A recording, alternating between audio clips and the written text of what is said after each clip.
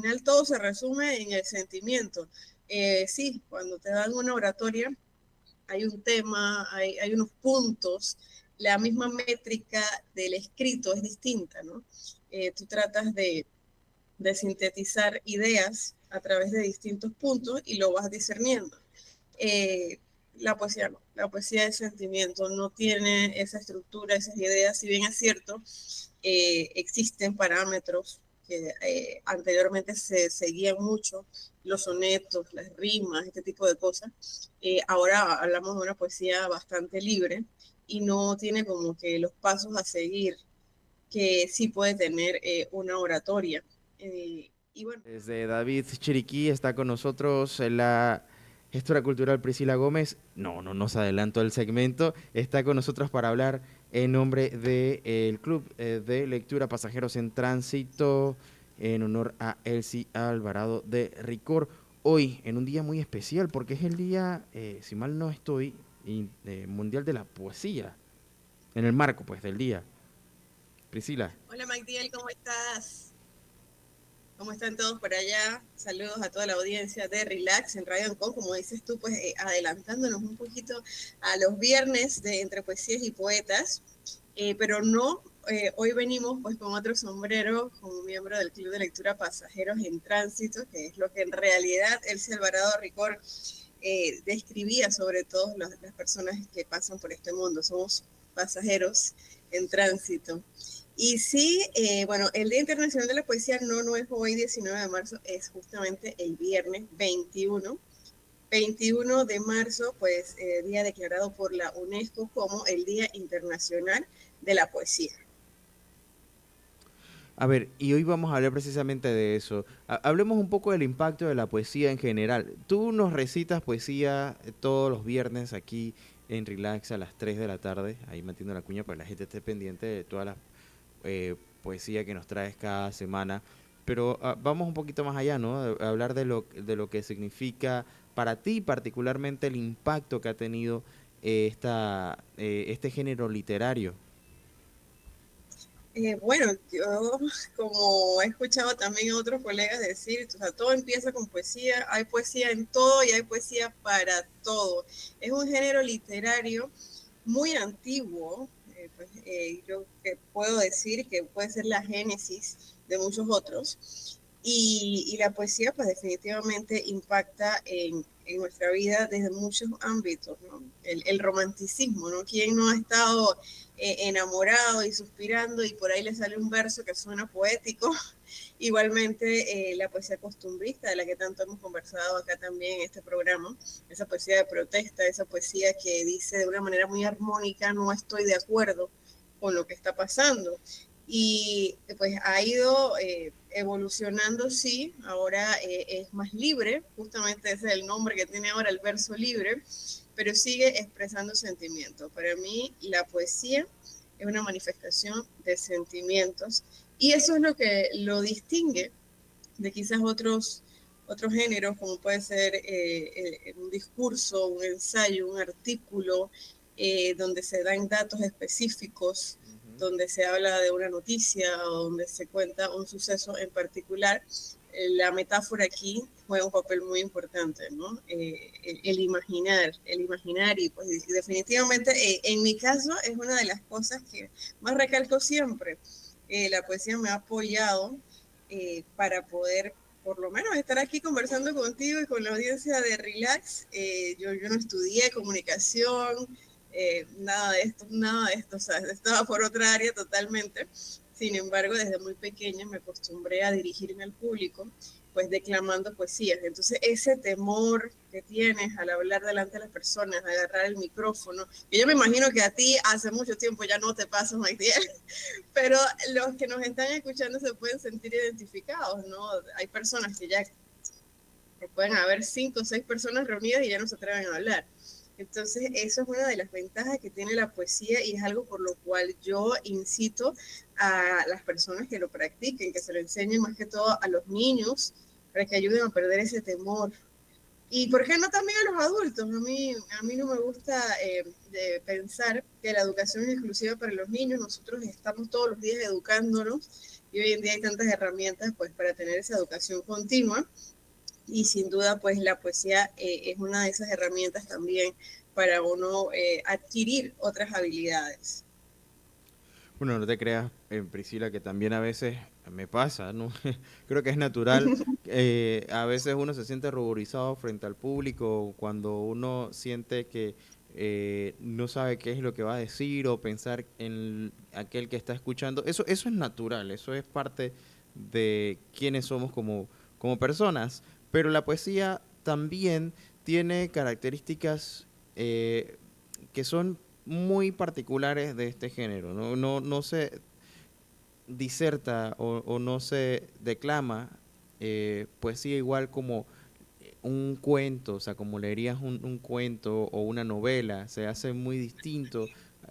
Incluso, aunque hay ciertas similitudes entre la forma retórica, ¿no?, de la oratoria, en el uso de los gestos, la gesticulación, las manos, etcétera, no es la misma intensidad quizás, y a veces uno tiende a mirar y pareciera comparativamente que hay ciertas similitudes que sí es cierto, pero no es lo mismo. Háblenos un poco acerca de eso, porque tú como intérprete de poesía lo has puesto muchas veces incluso sobre el escenario.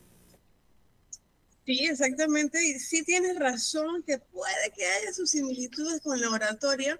Sin embargo, yo vuelvo y hago énfasis en que la poesía debe tener sentimiento. O sea, la poesía transmite un dolor, una nostalgia, un anhelo. Entonces ahí viene mucho el matiz del intérprete, del declamador. Uno tiene que meterse en las letras. Una de las anécdotas o una de las historias que me gusta contar mucho de la poesía es de la poesía Patria de Ricardo Miró, nuestro insigne poeta nacional, y Patria, que es un segundo himno nacional. Cuando Ricardo Miró escribe Patria, él era diplomático en Barcelona, España, no podía regresar a Panamá pues, por sus obligaciones. Recordemos que no habían aviones ni nada de esos métodos que tenemos ahora. Entonces él sentía esa nostalgia. O sea, si tú escuchas Patria, allí se ve la nostalgia, ¿no? Cuando hay un verso que dice, quizás nunca supiera que te quería tanto si el hado no dispone que atravesara el mar. O sea, mira qué manera tan bonita de decir, o sea, te extraño y me he dado cuenta cuando me alejé.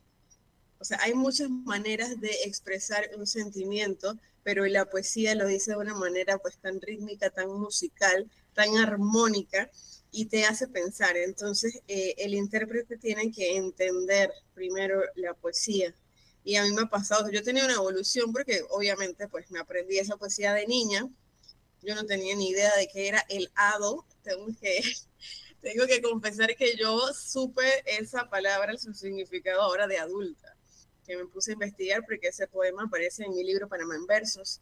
Y entonces ahí fue que entendí, el hado es el destino, es algo que uno no planea, ¿no? Entonces él dice, quizás nunca supiera que te quería tanto si el hado no dispone que atravesar el mar. Cuando uno está pequeñito, te aprende la poesía de memoria porque te la mandaron en la escuela y bueno, en mi caso, pues yo me paraba al frente y lo decía y movía las manos. Y bueno, si era cielo, la mano para arriba. Y si era el suelo, la mano para abajo. O sea, era algo como bastante mecánico. Sin embargo, en ese momento no sé si los docentes ahora tengan algo otro tipo de manera de enseñar donde se busque comprender mejor la letra, pero en mis tiempos pues no fue así. Eh, y yo le declamaba la poesía así y ya. Pero bueno, he tenido la oportunidad de volver a esas mismas poesías ahora de adulta y entonces ya como que meterme súper en cada verso, en cada palabra y entender. Y yo siento como si hubiera reconocido a Ricardo Miró, porque he estudiado su obra de una manera bueno, pues pienso yo que es lo que él quería transmitir en ese momento. Y para volver a la pregunta inicial, pues al final todo se resume en el sentimiento. Sí, cuando te dan una oratoria, hay un tema, hay unos puntos, la misma métrica del escrito es distinta, ¿no? Tú tratas de sintetizar ideas a través de distintos puntos y lo vas discerniendo. Eh, la poesía no, la poesía es sentimiento, no tiene esa estructura, esas ideas, si bien es cierto, existen parámetros que anteriormente se seguían mucho, los sonetos, las rimas, este tipo de cosas. Ahora hablamos de una poesía bastante libre y no tiene como que los pasos a seguir que sí puede tener una oratoria. Y bueno, todo lo resumo yo en el sentimiento. La poesía transmite sentimiento y eso es lo que lo diferencia de cualquier otro género.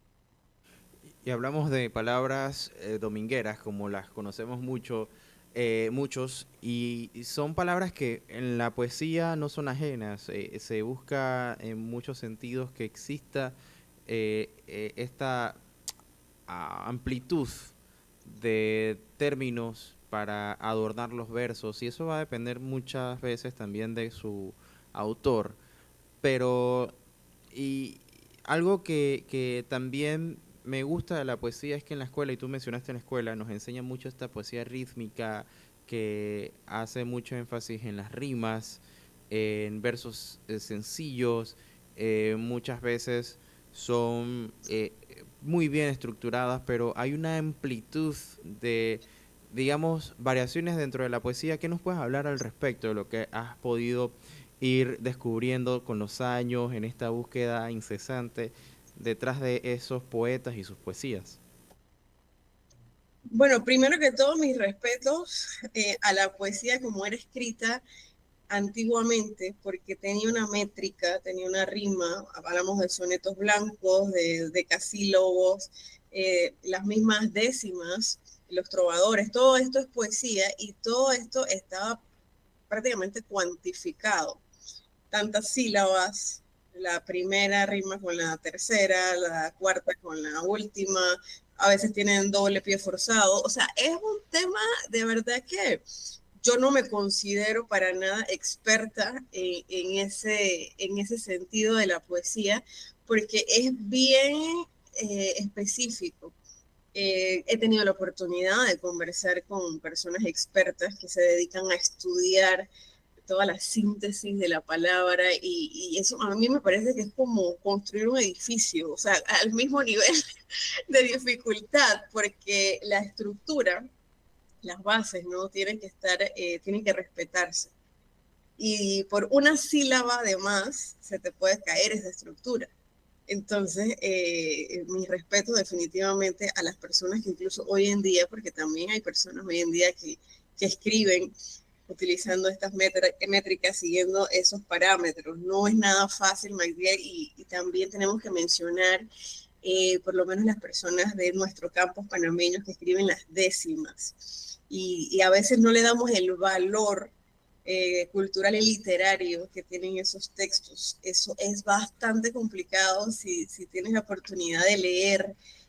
Por ejemplo, cuando hacen los concursos, vamos a decir el concurso del IPEL, que tiene una categoría de décima, cuando tú lees las pautas, wow, o sea, yo me tengo que prácticamente que sacar calculadora para ver cuántos versos, cuántas líneas, cómo, o sea, la estructura, eso, entenderlo, ya de por sí nada más entenderlo es complicado.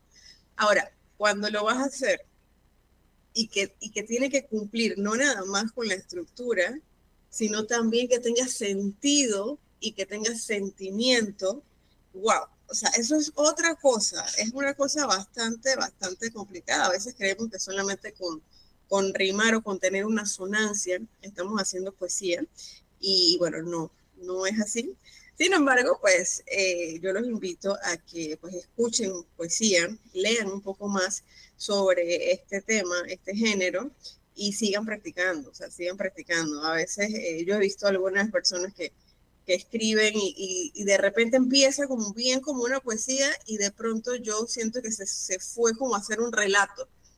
Yo soy muy respetuosa con eso, si no me piden mi opinión yo no la doy, respeto pues el trabajo de los demás, pero sí he notado que sucede eso, que hay autores que de repente le pierden la métrica al poema. Y bueno, también hay personas muy estrictas, hay personas que dicen, no, eso no es poesía, y punto.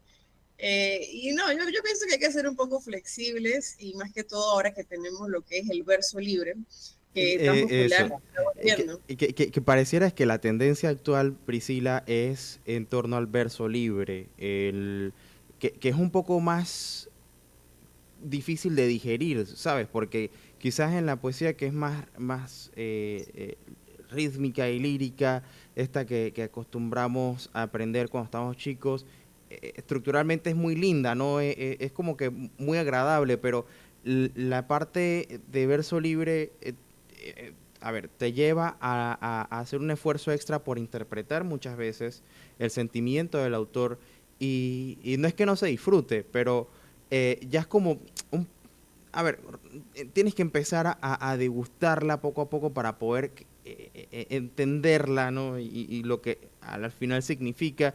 Y a veces es muy ambigua también. Creo que esa parte es como lo concibo. No sé cómo lo ves tú. Para mí eso pasa mucho en muchas de las poesías que he leído de verso libre que algunas son muy buenas, otras son, para mí, son un poco más complicadas de entender, pero no quita que no sean. Y antes de entregarte ahí la palabra nuevamente, con respecto a la décima, y bien lo has dicho, a veces no hacemos no le damos No el se va. lugar, sí, la estima que se merece nuestra décima y su estructura. La estructura de 10 sílabas por verso no es fácil de lograr.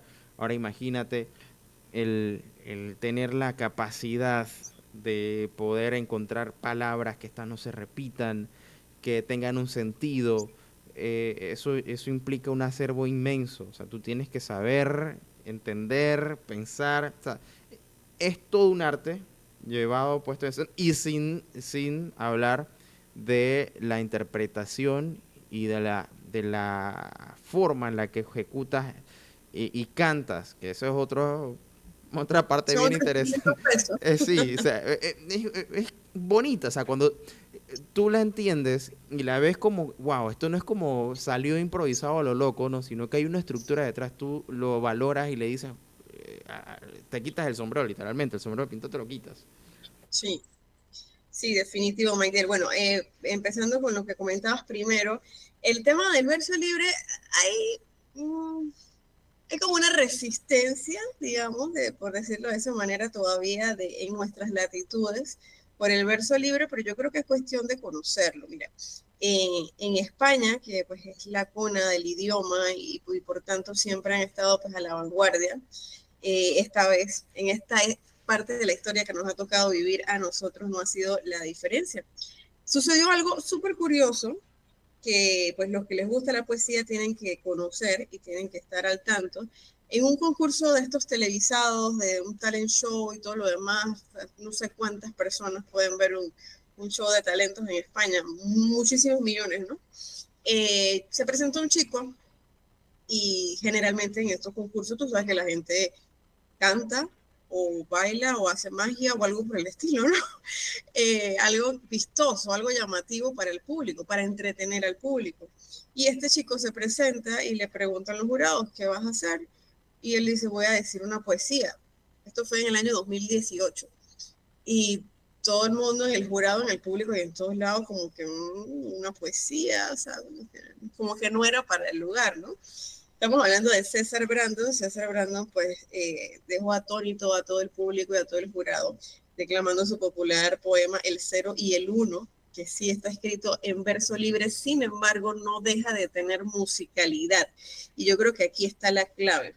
Tú puedes escribir en verso libre sin tener una métrica, sin tener una estructura, pero tiene que, bien dice nuestro compañero también, que tienes invitado regularmente, Javier Alvarado, el encabalgamiento de los versos, o sea, tiene que haber ritmo.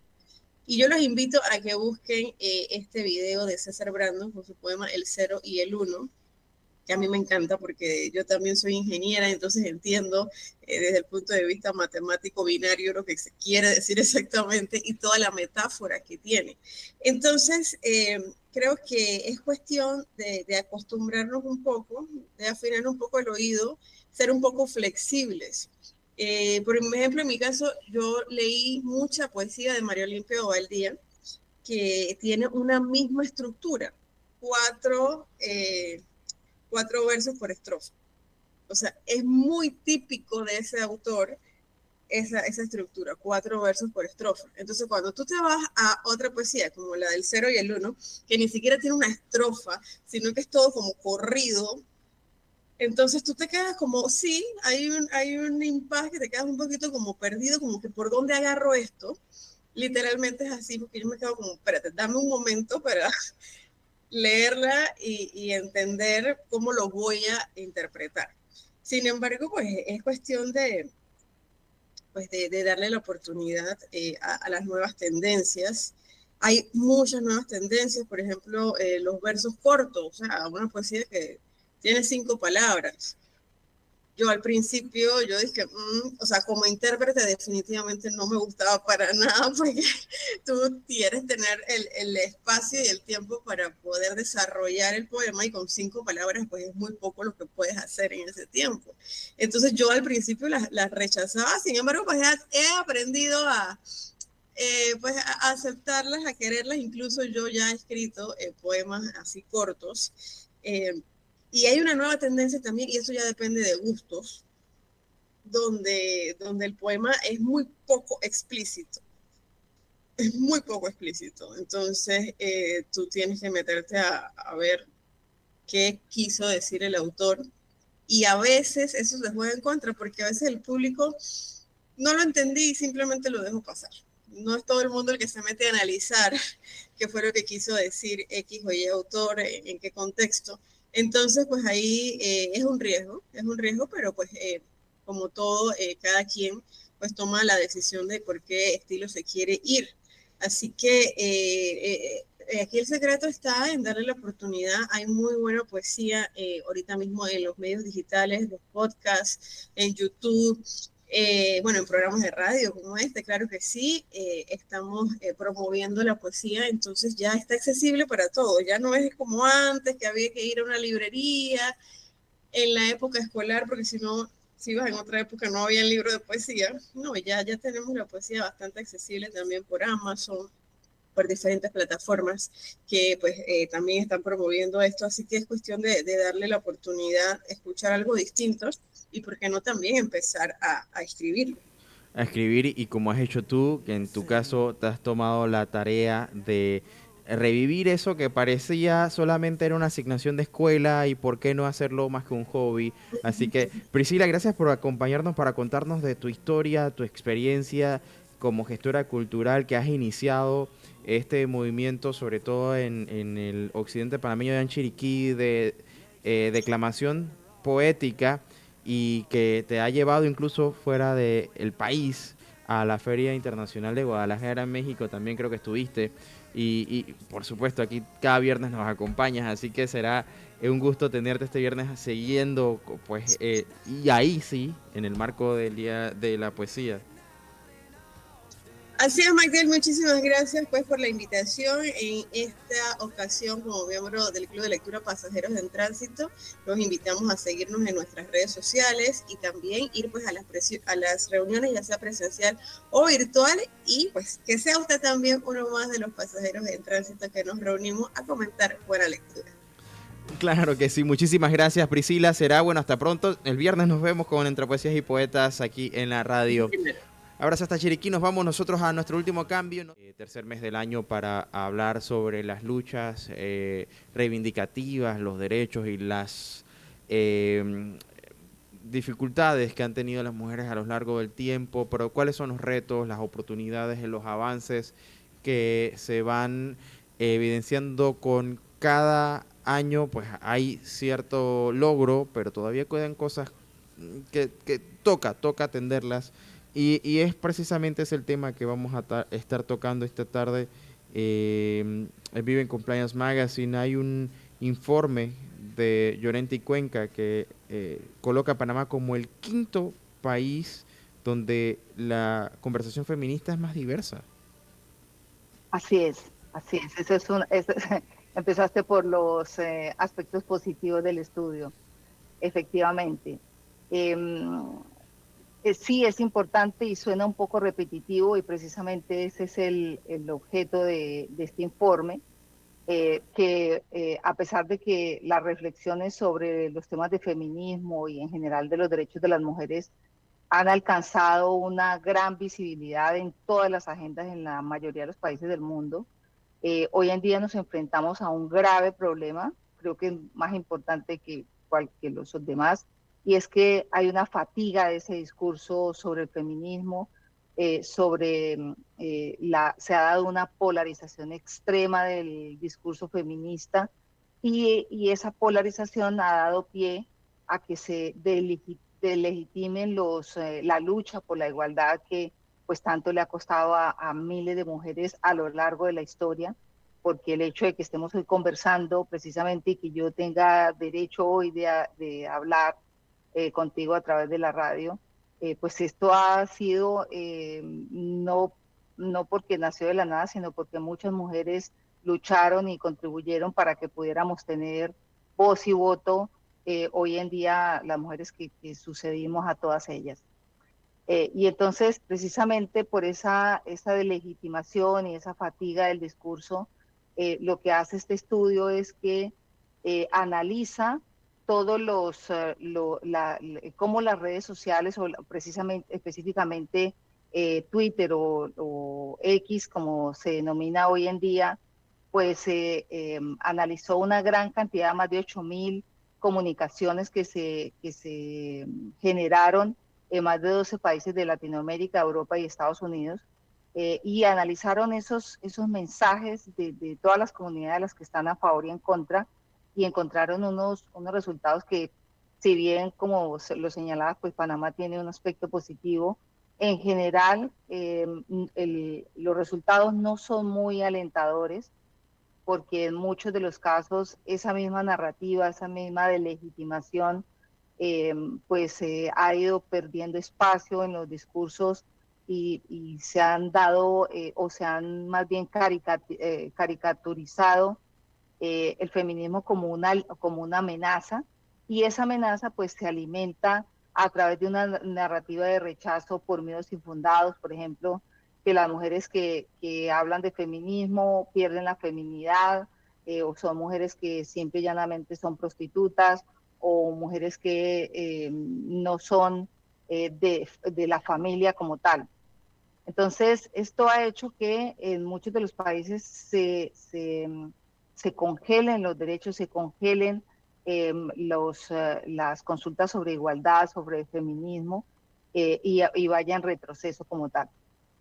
Ahora, Eh, sí, y quiero quizás hacer una pausa porque tú mencionabas algo, quizás ese discurso que se ha escuchado en los últimos años que con justa razón ha querido darle más espacio a las mujeres que también aportan ya en igual o mayor medida al hogar, pero que las posturas se han empezado a ir hacia los extremos y se están Ajá. desviando del interés real. ¿Cuán importante en términos de compliance? Y te voy a hacer una pregunta también que quizás va a ser un poco más comprometedora, porque con este discurso que estamos escuchando de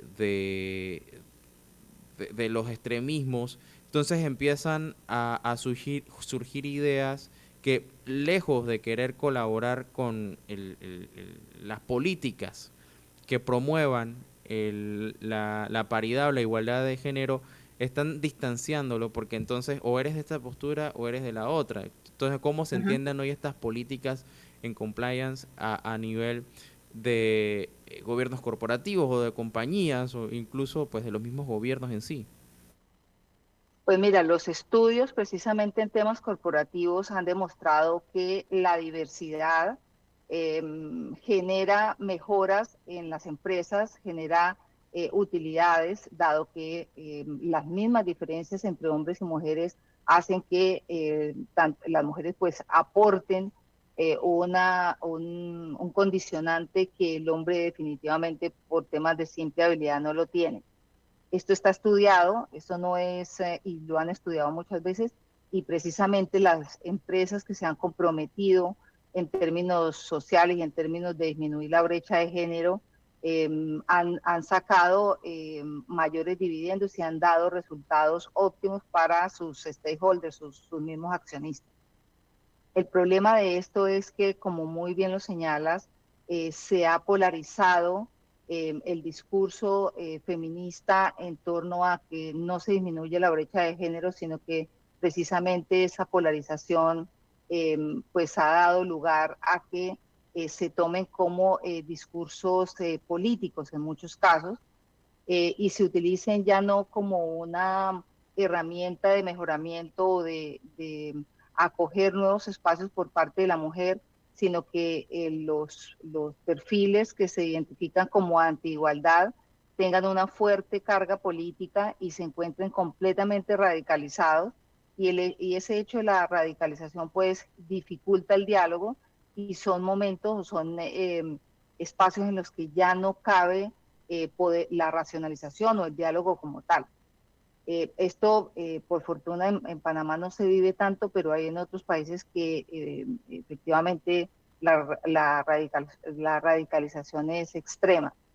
Y por dar solamente un dato, hasta el final del año pasado, nada más aquí en la región, en Colombia salió una ley que prohibía el matrimonio de menores de 14 años.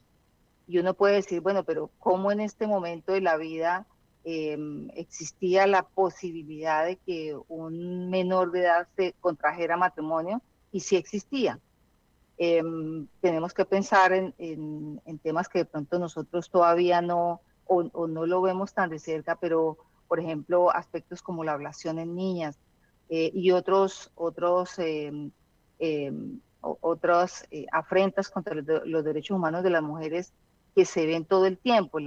Por ejemplo, las cifras de los feminicidios pues no dejan de mentir que un derecho tan básico, digamos, como la vida está siendo vulnerado a las mujeres a nivel mundial. Y en la región de América Latina tiene unos porcentajes más, eh, más importantes que en la mayoría de la región. Y para hablar del mensaje positivo, digamos, en términos de lo que dice el informe sobre Panamá, dice que un 35% de los mensajes antifeministas en Panamá asocia el feminismo con la radicalización, que era lo que estaba diciendo, y un 20% a una ideologización y a un partidismo. Es decir, que una parte significativa de los mensajes antifeministas estigmatizan el feminismo porque lo perciben como un movimiento agresivo principalmente, y pues con esto pues están ignorando el objetivo principal, que es el de promover la igualdad de género. También el 20% que lo vincula a una ideologización o partidismo. Eh, Acá lo que se hace es que se vincula el discurso feminista como una herramienta política, como una herramienta ideológica, y no se reconoce como un movimiento social que precisamente busca la justicia y la equidad. Y en esto yo creo que también tienen una importancia negativa los mismos políticos, porque de cierta manera han tomado ese discurso feminista para que las mujeres lo sigan, los grupos o los movimientos de mujeres lo sigan, y esto ha hecho que tenga un resultado negativo en la población en general. Y por otra de las cifras que se ve en el informe de Panamá es que el 3% de las comunidades antifeministas en Panamá son menos activas. Esto quiere decir que hace falta movimientos feministas desde el punto de vista de la sociedad, movimientos que se hagan sentir, que sean intensos, como por ejemplo en otros países de América Latina, como Argentina, como Chile, como Brasil.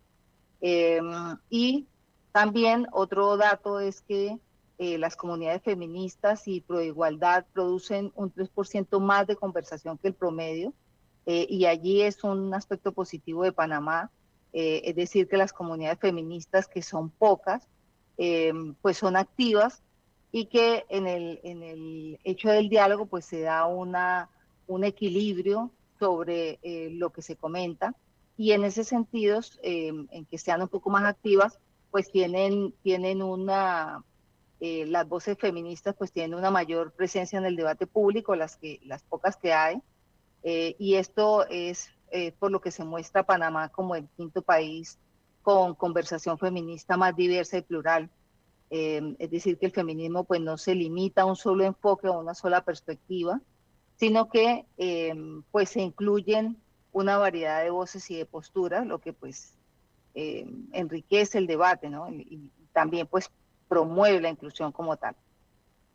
Buenísimo, y la verdad es que es un tema que no debería solamente hablarse en el marco del Día Internacional de la Mujer, por supuesto que por la relevancia y por la fecha es donde más escuchamos que existe el debate, por lo menos mediáticamente se esboza y hay muchas notas y artículos que se escriben para conmemorar la fecha, pero antes de terminar, Yui, te tengo que preguntar por algo, porque mencionaba sobre las posturas, ¿no? Y las radicalizaciones que van como creando incluso que se propicie el cambio de políticas.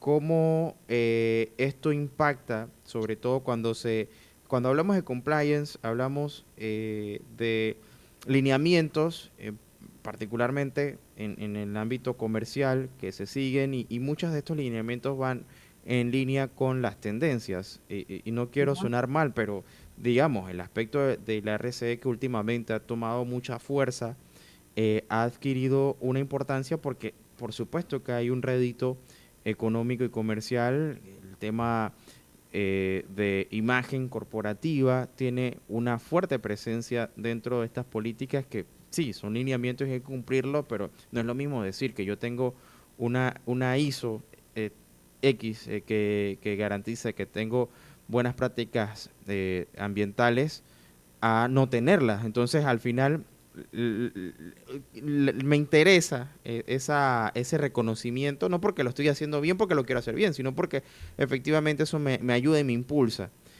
Pero, Eh, eh, ajá, sí, que tienes razón, sobre todo con el tema reputacional, sí, porque claro. fíjate que las organizaciones se han dado cuenta que ya el valor de la empresa, de la organización como tal, no lo marcan los activos fijos, sino los marcan los intangibles, ¿no?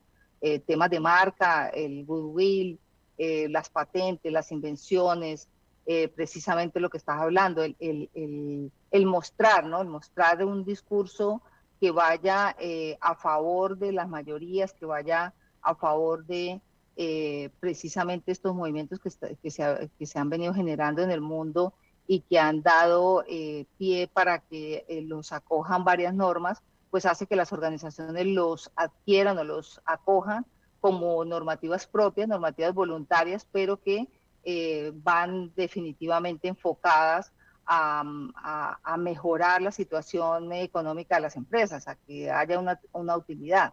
Y por eso se dan también, por ejemplo, los programas de mentoría.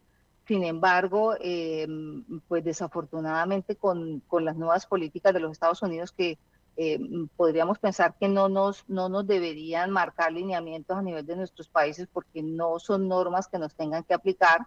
Sin embargo, el hecho de que el mismo gobierno haya suspendido, por ejemplo, programas que apoyaban estas dinámicas feministas, estas dinámicas que estaban enfocadas a disminuir la brecha de género, pues hace que todos los programas de este nivel caigan en el mundo. Tanto así que las mismas redes sociales que antes estaban abocadas a eliminar temas de racismo, temas de antifeminismo y otro tipo de discriminación, pues ya simple y llanamente han abolido estas políticas y contrario a lo que pensaríamos, que cada vez se tomen de mayor forma y que vayamos, digamos, avanzando en la disminución de la brecha de género, al contrario, se ha venido radicalizando y se ha venido disminuyendo precisamente por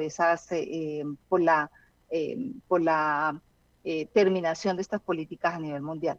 Nos queda pues en Europa, que en Europa sí todavía los informes de ESG y los informes de responsabilidad social empresarial y otros tantos sobre temas ambientales también sí son obligatorios para las empresas, para las organizaciones, y pues ahí queda resguardo que nos pueda seguir cobijando a nivel de Latinoamérica y a nivel del mundo entero, porque pues lo que estamos viendo en Estados Unidos es que no fue acogido por el nuevo gobierno y eso hace que, al contrario, por ejemplo, las redes sociales, que son las que mandan en este momento en términos de comunicación, pues sean utilizadas como herramientas de ataque, no solamente para las mujeres y no solamente para el discurso feminista, sino para todos los movimientos que de cierta forma están tratando de posicionarse. Bueno, sin duda es un tema que deberíamos, como decía hace un momento, sacarlo también del marco de la celebración para poder abordarlo ampliamente y que no sea solamente como un compromiso que hay que cumplir con la fecha o por el aspecto reputacional. Ya es un valor importantísimo cuando hablamos de que se tiene que propiciar más allá de solamente cumplir por normativas. Así que gracias por acompañarnos, Judy. Definitivamente es un tema sumamente importante e pertinente para la fecha en la que nos encontramos. Bueno, decías al principio, empezamos con las buenas noticias. Sí hay un avance, pero todavía nos queda muchísimo más que recorrer. Así es, así es. Y todos como sociedad tenemos la obligación de contribuir a el mejoramiento de las políticas en torno a los beneficios, a cerrar la brecha de género, porque bueno, yo porque soy mujer, pero todos tenemos a nuestros lados mujeres, la madre, las hijas, las hermanas, y a todos nos interesa, digamos, desde el punto de vista masculino, pues que todas las mujeres tengamos un buen desarrollo. Entonces, esa es una tarea que tenemos todos como sociedad y espero que pues Panamá siga teniendo unos buenos resultados. Estos resultados positivos pues son pequeños, pero está también los próximos informes que la idea es pues que se sigan incrementando los resultados positivos. Judy Tunjano de Vive Compliance Magazine. Recuérdanos dónde podemos ver también más información sobre compliance en Panamá. Sí, mira, en vivecompliance.com o en redes sociales Judy Tunjano. Gracias a la licenciada Judy Tunjano por acompañarnos, directora de Vive Compliance Magazine, una vez más aquí en Relax. Será hasta la próxima semana con otro tema. Que pases un excelente miércoles y bueno, nos vemos pronto. Así es, muchas gracias por la invitación. Excelente miércoles para todos. Claro que